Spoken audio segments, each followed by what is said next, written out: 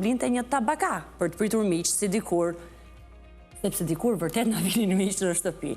Dhe më thot, nuk është më e nevojshme, sepse dhe ato pak shoqe që vinin dikur, tani vinë shumë rrallë ose takohen në kafe. Edhe hallat që na vizitonin dikur, tani flasim me video call. Edhe daja që vinin me nuset e tyre, e përfundojnë ndonjëherë me një telefonat për shëndetjen. Dhe vërtet më erdhi shumë keq. Sepse teksa ne jemi bërë një shoqëri kaq e izoluar, mos harrojmë që në Shqipëri ka shumë prindër në një moshë shumë të madhe që kanë mbetur vetëm. Edhe ky mos ndërveprimi social u bën vërtet shumë dëm. Kjo më ka bërë mua shumë përshtypje së fundmit, flasim edhe për prindrit, jo vetëm për veten tonë tani, se ndoshta ne gjejmë kohën për njëri tjetrin. Sepse prindrit po e vuajnë shumë më tepër.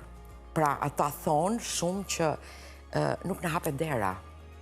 Dhe është shumë e rëndë kjo që mos të hapet dera.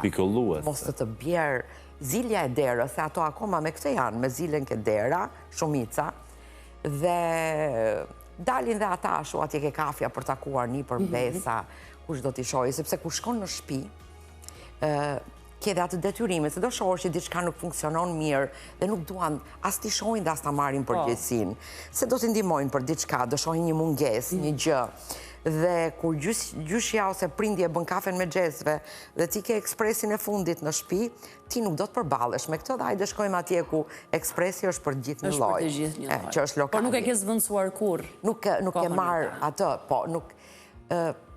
Shiko, pse bëhen nostalgjik njerëz du njerë për veten time sa vinë ato festat e fund vitit, që kam një nostalgji të jashtëzakonshme për ato. Pikërisht për atë që them, ajo shtëpia që kishim, apartamenti, në atë ko, ore në mbliteshim 20-30 vita, mua më duke shumë e madhe.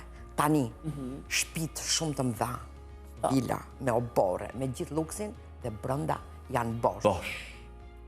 Pra, që do të thotë kjo që ti zmadhon shtëpinë, po ke zvogluar shpirtin